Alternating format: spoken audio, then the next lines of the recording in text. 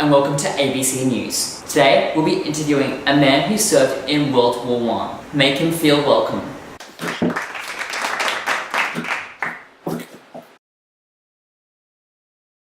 So, can you tell us about your family and your life before the war?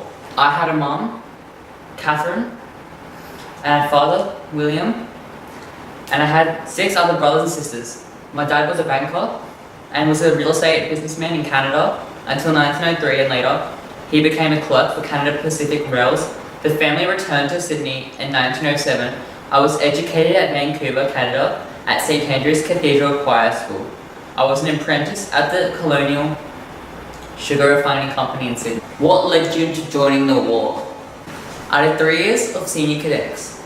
In 1914, at the outbreak of World War I was enthusiastic about joining the war, but I had to wait until I turned 18 years old.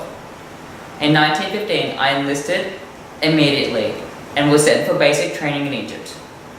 In 1915, I enlisted for the Australian Imperial Force. What were the conditions like in Egypt? When the Australian Imperial Force left Australia in November 1914, we were originally destined for London.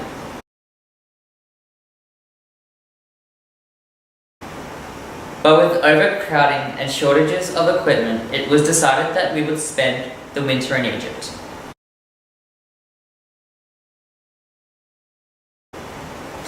Which is good because it's not hot like summer, but it's still cold. This redirection meant that only 8,500 Australian and New Zealand troops could be provided with tents, with the rest of the tents not arriving from England until 2 weeks later.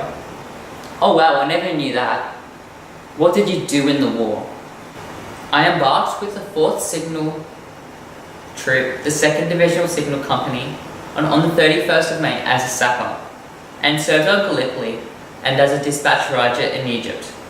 In October 1916, as sergeant, I transferred to the Australian Flying Corps. After training in England, I was discharged from the AIF and commissioned as 2nd Lieutenant Royal Flying Corps. In March next year, I was appointed Flying Officer in Maine, and in July, joined No. 23 Squadron in France. You fought on the Western Front. What happened over there? Like I said, we were originally meant to fight in Germany and cover for Belgium and France, but Australia didn't have much luck on Gallipoli. So I went to fight in France. The French battles Australia fought were Pozières, Fromelles, the Somme, Beaucourt, Mezines, Passchendaele, and Villers-Bretonneux, and over 295,000 Australians served in the war. 46,000 died, and 132,000 were wounded.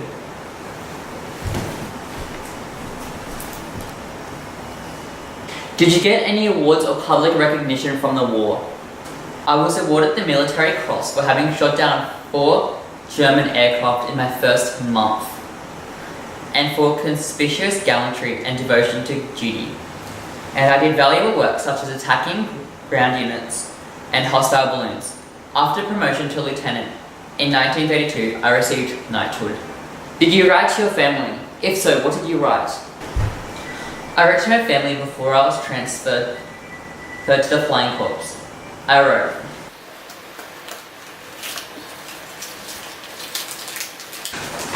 my intention is to take up flying after the war. I wrote to my parents when I got the good news. It's an honourable and interesting career, and at home there will be many possibilities for our service. We weren't allowed long descriptive stories, but the authorities only wanted the details. What did you do after the war? After the war, lots of the pilots in the 1920s found themselves competing to make long-distance flights. I was denied from joining the competition of flying from England to Australia. Prime Minister Billy Hughes said that me and my team did not have enough navigation skills. Me and my partner set up a joyride business in the United States, in California, but was a little too adventurous for most people. In May 1935, I began a trans-Tasman airmail service, but for the bravery of my co-pilot, who climbed up onto the wing of the aircraft over the Tasman Sea to repair a damaged engine, the inaugural flight would have ended in disaster. Why are you known for flying? In 1927, me and my partner, Charles Arm, became the first pilots to fly around Australia. The following year, with the support of wealthy businessmen and government grant money, me, and two Americans, Harry Lyon and Jim Warner, became the first airmen to cross the Pacific. The following August, me and my crew flew the Southern Cross from Point Cook to Perth, and shortly afterwards from Sydney to Christchurch, becoming the first pilots to cross the Tasman Sea. My next aerial venture was a planned flight to England, but it ended in disaster when I made a forced landing in remote northwestern Australia. Rescued after more than 2 weeks in the wilderness, I and my crew resumed the duty, eventually breaking the record for a flight between Australia and England. How did war affect your life? I was shot in the foot and had 3 toes amputated. And I learned how to fly, and that made a big impact on my life. I don't think I would be who I am without learning how to fly airplanes, because I don't think I would have ever picked up this hobby, and it ultimately is just a part of me. Thank you for joining us.